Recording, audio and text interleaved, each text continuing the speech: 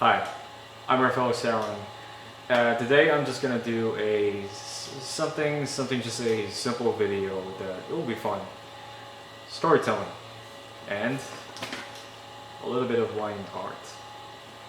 Let's do it. So before I begin reading the material, I'd like to introduce you about the story. It is a folklore called The Blacksmith and the Devil. During 2016, there was an article about this said that this is one of the oldest fairy tale stories in the world, and most likely date back since 6,000 years ago, according from the Royal Society Open Science Journal, credited by Sarah Graka and Jamshid Tirani. Anyways, a very complicated thing that this is a story as old as time. Practically nobody knows the original or authentic version of the story, so there's a lot of adaptations through several countries. But if we can talk about its origin, research stated that it's traced back from the Indo-European language, or let me just say this is actually older or long before from the time of Iron Age. Like I said, there are many different editions of the Smiths and the Devil folklore. It was collected from an Italian poet by Giambattista Basile, and then we have another, most likely you know about them, the Grimm brothers, Jacob and Wilhelm, by their book called Children's and Household Tales, published in 1812. And then another one from Edith Harget's, so many iterations from different writers that they all adapted to fit varied on their cultures. That's what I'm trying to say, okay? So I'm going to read the story of what I found, and it is a Russian folklore by Alexander Nikolaevich Afanasyev. Enjoy. Once upon a time, there was a smith who had a son 6 years old, a sturdy and sensible lad. One day, the old man was going to the church and stood in front of a picture of the Last Judgment. He saw there was a devil painted there so terrible, so black, with horns and tail. What a fine devil, he thought. I will go paint such a devil for myself in the smithy. So, he sent for a painter and told him to paint on the doors of the smithy a devil who should be exactly the same as the one he had seen in the church. This was done. From this time forward, the old man, whenever he went to the smithy, always looked at the devil and said, "Hail, fellow countryman!" And soon after he would go up to the forge, light the fire, and set to work. So he went on living for some 10 years on the most excellent terms with the devil. Then he fell ill and died. His son succeeded him and took over the smithy, but he had no such respect for the devil as his father had had.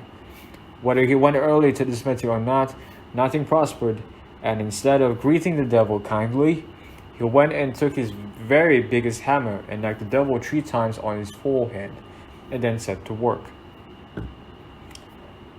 When a holy feast day came by, he went to the church and lit a taper in front of the saints. But as he approached the devil, he spat on him. For 3 whole years this went on, and every day he greeted the unclean spirit with a hammer and spat on him. The devil was very patient and endured all this maltreatment. At last it became beyond bearing, and he would stand it no longer. "Time is up," he thought. "I must put an end to such contemptuous maltreatment." So the devil turned himself into a fine lad, and he came into the smithy. "How do you do, uncle?" he said. "Very well, thank you. Will you take me to the smithy as an apprentice? I will hit your coals and will blow the bellows." Well, the smith was very glad. "I certainly will," he said. "2 heads are better than 1. So the devil turned apprentice, and he lived a month with him. I soon got to know of all the smith's work better than the master himself, and whatever the master could not do, he instantly carried out. Oh, it was a fine sight, and the smith so grew to love him, and he was so content with him, I cannot tell you how much. One day he did not come into the smithy and left his underling to do the work, and it was all done. Once when the master was not at home, and only the workman was left in the smithy, he saw an old rich lady passing by, He bobbed out his head and cried, "Hail there! There is a new work to be done, old folks to be turned into young." Out skipped the old lady from her barrage and into the smithy. "What are you saying what you can do? Is that really true? Do you mean it? Are you mad?" she asked the boy. "No reason to start lecturing me," the evil spirit answered. "If I didn't know how, I should not have summoned you." "What will it cost?" the rich woman asked. "It will cost 500 rubles." "Well, that is the money. Turn me into a young woman." The evil spirit took the money and sent the coachman into the village to get 2 buckets of milk. And he seized the lady by the legs with the pincers, threw her into the forge, and burned her all up. Nothing but her bones were left. When the 2 tubs of milk came, he emptied them into a pail, collected them all the bones, and threw them into the milk. Lo and behold, in 3 minutes out the lady came, young. Yes, alive and young, and so beautiful. She went and sat down in the barrage and drove him home. Went up to her husband, and he fixed his eyes on her, and didn't know his wife. "What's the matter? Have you lost your eyesight?" the lady asked. "Don't you see it is young and stately? I don't want to have an old husband." "Go at once to the smith and ask him to forge you young, and you won't know yourself." What could the husband do? Husbands must obey, and so off he drove.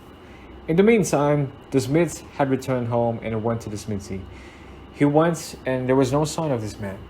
He looked for him everywhere, asked everybody, questioned them, but it was no good, and all trace had vanished.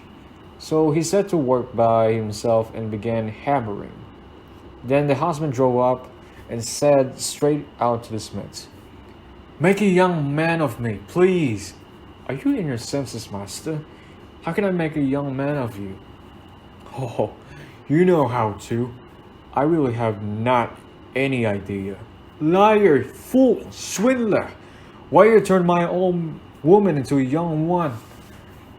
"Do the same by me, otherwise life with her won't be worth living." "But I have not seen your wife." "Never mind. Your young man saw her, and if he understood how to manage the work, surely you, as the craftsman, understand. Set to work quickly, unless you want to taste worse of me and be birched."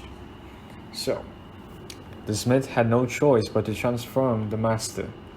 So he quietly asked the coachman what his man had done with the lady, and thought, "Well, I don't mind. I will do the same. It may came out the same soon, or it may not. I must look out for myself." So, he stripped the lord to his skin, crushed his leg up with nippers, threw him into the forge, and began to blow up the bellows, and burn him to ashes. Afterwards he threw the bones, hurled them all into the milk, and began watching will the young master emerge from the bath. And he waited 1 hour, and another hour, and nothing happened. Look at the little tub. All the little bones were floating about, all born to pieces. And what was the lady doing? She sent messengers to the smithy. When was the master to be turned out? And the poor smith answered that the master had wished her a long life. And then you may imagine what they thought of this. Soon she learned that all the smith had done had been to burn her husband to bits and not to make him young. And she was very angry indeed. Sent her body servants and ordered them to take the smith to the gallows. The order was given, and the thing was done. The attendants ran to the smith, laid hold of him, and took him to the gallows. Then the same young man who had acted as a hand to the smith came and asked, "Where are they taking you, master?" "They're going to hang me," the smith said, and he explained what had happened. "Well, never mind, uncle," said the unholy spirit. "Swear that you will never strike me with your hammer, and I will secure you such honor as your father had. The lady's husband shall arise young and in full health." The smith swore and made oath that he will never raise the hammer on the devil, and he will give him every honor.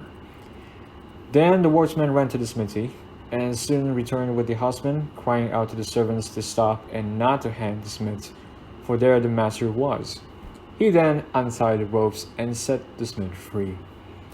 And the youth thereafter never more spat on the devil and beat him with a hammer. But his workman vanished and was never seen again. The master and the mistress lived on and experienced good in their life, and they are still alive, if they are not dead. So, that's the end of the video. Thanks for watching.